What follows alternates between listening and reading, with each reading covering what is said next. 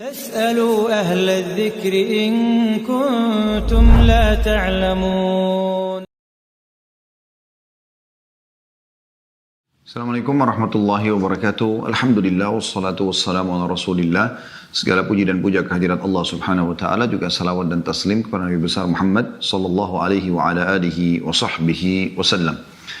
Saudaraku seiman, melanjutkan bahasan buku kita 70 Kekeluaran Wanita, dan kita masih coba menyinggung poin yang disinggung di salah satu kekeluaran tersebut, yaitu tentang banyaknya wanita melalaikan ibadah-ibadah sunnah dan pendekatan diri kepada Allah Subhanahu wa taala. Kita sudah sempat membahas solat sunnah atau beberapa solat sunnah, di antaranya solat sunnah rawatib, solat sunnah yang mendampingi solat wajib qabliyah dan ba'diyah.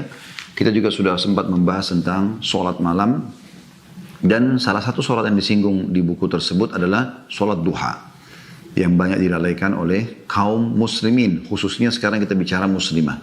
Tentu teman-teman sekalian, kalau kita bicara tentang amalan-amalan sunnah, banyak sekali yang terbengkalai ya, seperti zikir pagi petang, seperti puasa sunnah, ya seperti rutin berdoa, ya seperti banyaklah hal yang lain, yang menjenguk orang sakit, bersedekah harian, banyak sekali, atau berdakwah, yang menyampaikan nasihat, beristighfar, dan segala macam hal yang harusnya kita amalkan dalam keseharian.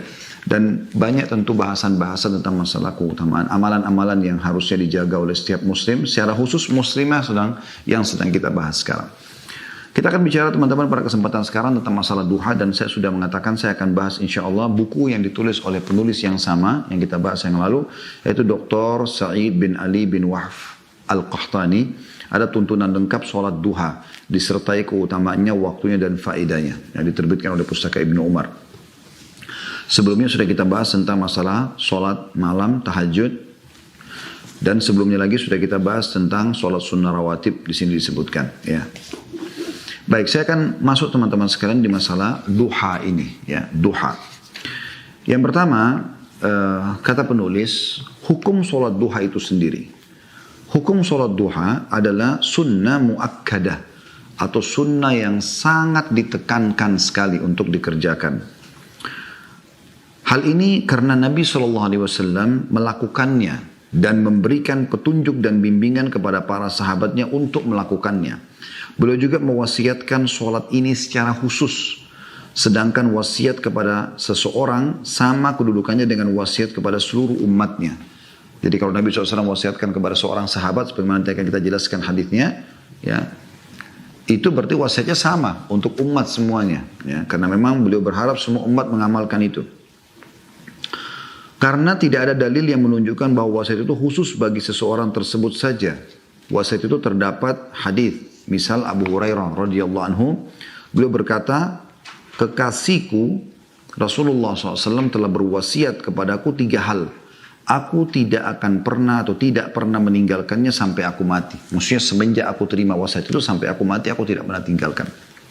Yang pertama adalah puasa 3 hari setiap bulan, yang dikenal dengan puasa Ayyamul Bid. Tanggal 13, 14, 15 dari bulan Hijriah.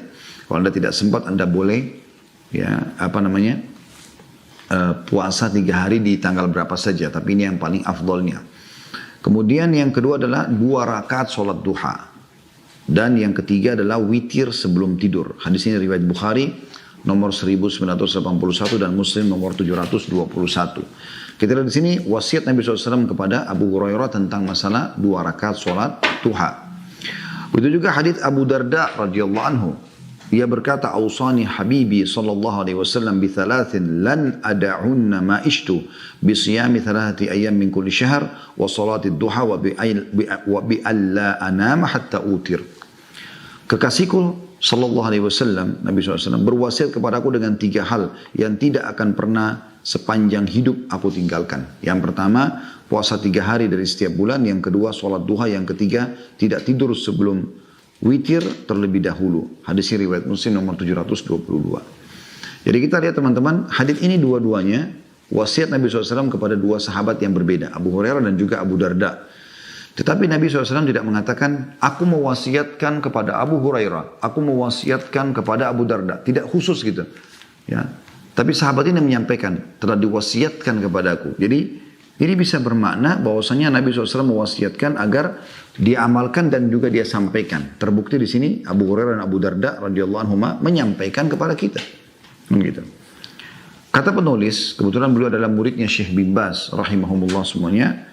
Beliau mengatakan, aku mendengar Imam Abdul Aziz bin Abdullah bin Baz rahimahullah berkata, kedua hadis ini sahih dan menjadi dalil yang tegak yang menunjukkan disyariatkannya solat duha.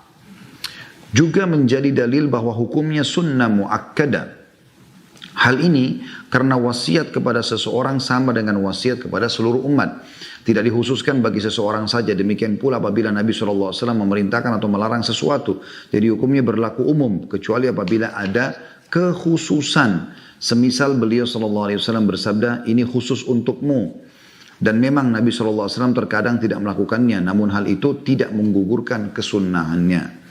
Terkadang Nabi SAW melakukan sesuatu untuk menunjukkan kesunahannya. Dan terkadang Nabi SAW meninggalkan sesuatu itu untuk menunjukkan bahwa hal itu tidak wajib. Melainkan hanya sunnah saja. Setelah menyebutkan hadis-hadis tentang sholat duha, Imam Nawawi rahimahullah menegaskan juga bahwa sholat duha hukumnya sunnah muakkadah atau sangat ditekankan. Ia berkata, hadis-hadis ini seluruhnya disepakati tidak ada perbedaan pendapat di kalangan ahli tahqiq atau orang-orang yang menuntut ilmu. Ya, intinya teman-teman sekalian, sholat duha adalah sunnah muakkadah. Dan kata beliau, yang benar adalah menjadikan sholat duha sebagai kebiasaan yang dirutinkan adalah sunnah muakkadah. Nah, jadi ini jelas sekali bagaimana penyampaian beliau tentang masalah penekanan sholat sunnah duha dianjurkan agar dirutinkan. Karena pernah ada yang bertanya kepada saya itu, katanya sholat duha jangan dirutinkan. Nah, di sini beliau membantahnya masalah itu. Beliau mengatakan dari hadis-hadis yang ada, apalagi perkataan Abu Darda dan Abu Hurairah sama. Aku tidak pernah meninggalkan selama aku hidup atau sampai aku mati. Berarti kan setiap hari dikerjakan. Nah, ini jelas membantah pendapat yang tidak jelas ini mengatakan bahwasanya jangan dikerjakan setiap hari, ya. Dan ini dikarenakan kalau pernah ada riwayat disebutkan dalam riwayat Bukhari juga dan Muslim, Aisyah mengatakan kalau Nabi SAW suka dengan duha walaupun beliau kadang-kadang aku tidak melihat melakukannya. Perkataan Aisyah mengatakan aku tidak melihat Nabi SAW melakukannya. Bukan berarti Nabi SAW tidak melakukannya. Mungkin di saat itu Nabi SAW melakukannya di tempat lain pada saat keluar dari rumah Aisyah misalnya. Kan gitu. Itu contohnya. Ya. Dan Nabi SAW, Aisyah mengatakan dari akhir riwayat tentang masalah itu.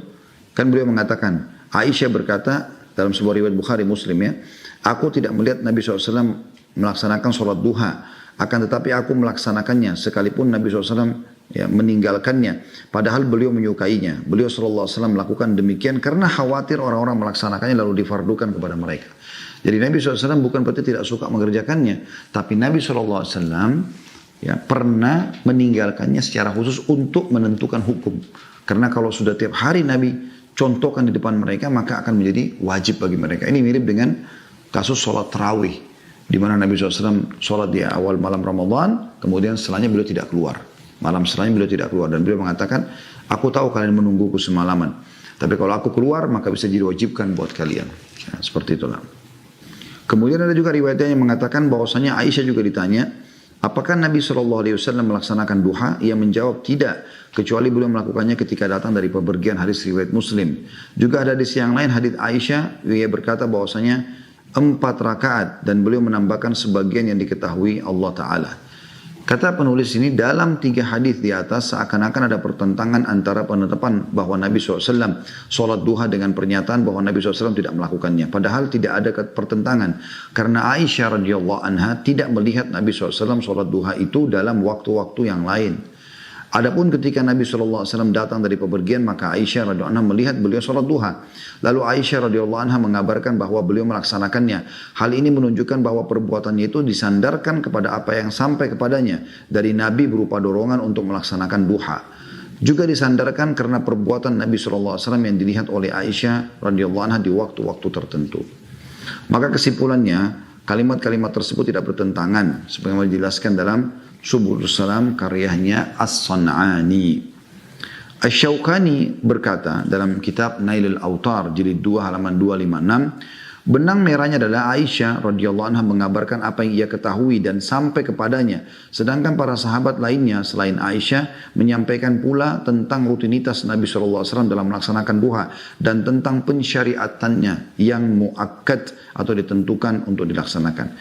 Orang yang mengetahui dalam hal ini para sahabat selain Aisyah adalah hujjah bagi orang yang tidak mengetahui, yakni Aisyah. Terutama bahwa waktu pelaksanaan duha adalah bukan waktu-waktu di mana seseorang biasa bersama-sama dengan istrinya. Saya juga mendengar Imam Abdul Aziz bin Baz rahimahullah berkata ketika menerangkan kitab Bulughul Maram nomor hadits 415 dan 400, sampai 417 untuk menggabungkan berbagai riwayat-riwayat ini dapat dikatakan pada mulanya Aisyah radhiyallahu anha menetapkan bahwa Rasulullah SAW sholat duha. Kemudian ia lupa. Atau pada awalnya ia menyatakan bahwa Nabi SAW tidak sholat duha. Kemudian ia ingat bahwa Nabi SAW sholat duha. Dan hujjah yang Aisyah tetapkan radhiyallahu anha bahwa Rasulullah SAW sholat duha harus didahulukan dari hujjah Aisyah yang menafikan bahwa Rasulullah SAW tidak sholat duha.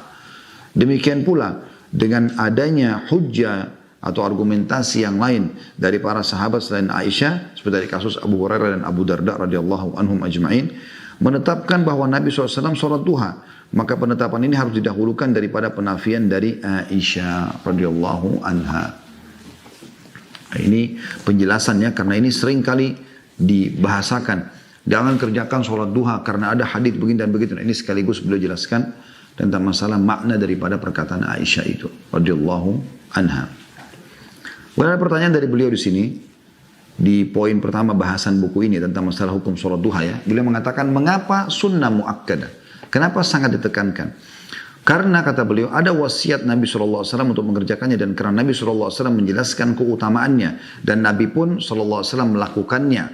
Sebagaimana hadits Aisyah radhiyallahu anha ketika ia ditanya tentang jumlah rakaat sholat duha yang dilakukan Nabi SAW, ia berkata 4 rakaat. Lalu dia menambahkannya sebagaimana dikehendaki oleh Allah. Dalam riwayat lain beliau menambah sekehendaknya. Hadis riwayat Muslim nomor 719 ya. Jadi maksudnya tidak ada batasan dalam masalah jumlahnya tapi minimal 2 rakaat. Karena dikatakan di sini oleh Aisyah dan Nabi SAW tambah semaunya berapa rakaat yang beliau ingin tambahkan. Jadi itu kita kembali dulu ke masalah hukumnya. Poin pertama dibahas dalam duha adalah hukum sholat duha, yaitu sunnah muakkadah. Dan sudah kita jelaskan panjang lebar tadi. Sekaligus pelurusan tentang keliruan pemahaman sebagian orang mengatakan duha jangan dikerjakan sebagai rutinitas.